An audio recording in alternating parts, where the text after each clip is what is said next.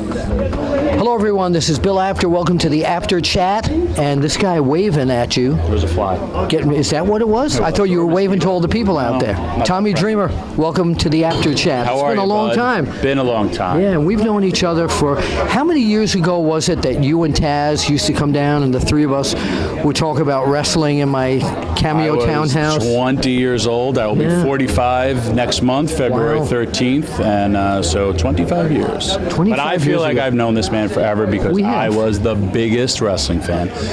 Have all the Inside Wrestling and Pro Wrestling magazines from 1978 all the way up till 1992. I have the awesome collection. Now I'm getting a lot of older ones, and I was actually, and I will go on record, I know I've told us, I was more nervous to meet Bill Apter than I was to meet Vince McMahon back in the day. I remember like pacing and be like, oh my God, I'm going to meet Bill Apter.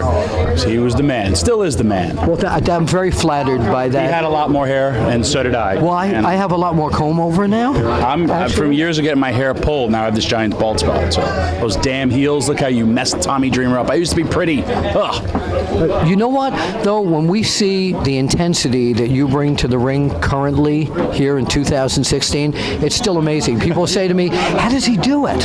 Yeah, I think people are happy. One, I'm still around. Two, I'm still alive. And but again, man, I messed up because I had Terry Funk as my mentor, and he's in his 70s, still going strong. Yeah. He was doing moonsaults in the crowd at 50s, so I still haven't busted out my first moonsault. So I think Terry did it at 54, so I got like 9 more years before I bust my first moonsault to the floor. You planning to do it? Hell's yeah. And Terry Funk will be there to watch that. And then, yeah, he will probably pin me too. Unless he's in the opposite corner. So I want to talk to you about a few things. Tonight, of course, you're here at Gimmick Tree Entertainment, Modern Vintage Wrestling, and one of the upcoming companies. But what I wanted to talk to you about also is the Vancouver Canucks. Stop undressing. I thought something else was under there. That's what I thought you had on there.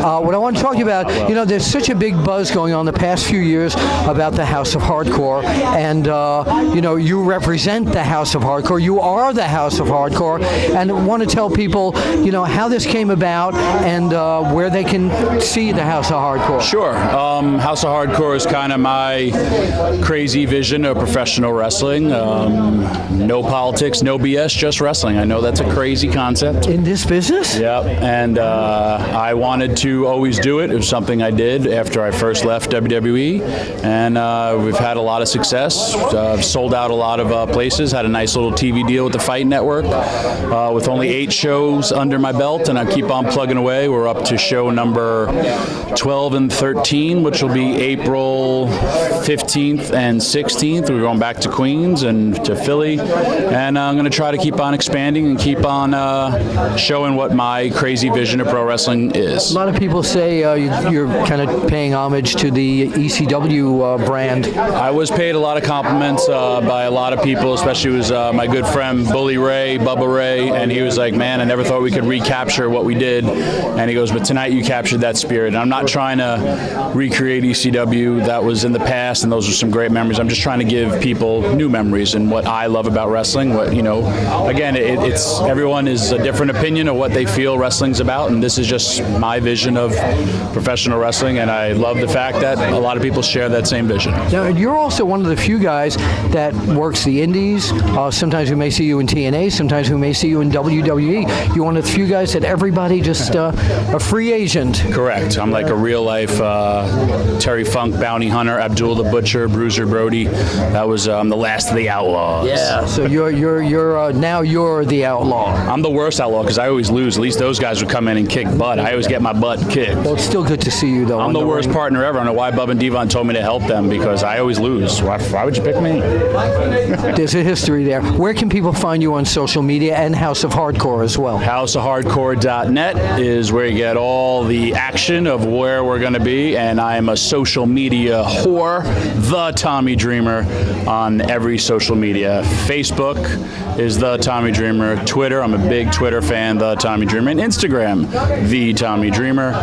My fake book account is Tommy Dreamer, and he has more followers than my real one. So make sure that the Tommy Dreamer, because you're sending all those naked pics to the wrong person. Wouldn't mind, we'll see you at the matches. So let me get this straight. Your dad is Tully Blanchard, and your stepdad is Magnum TA? Crazy how that worked out. You got a lot to live up to, girl. Look, I got a serious question. Do you think wrestling's fixed? I didn't know it was broken.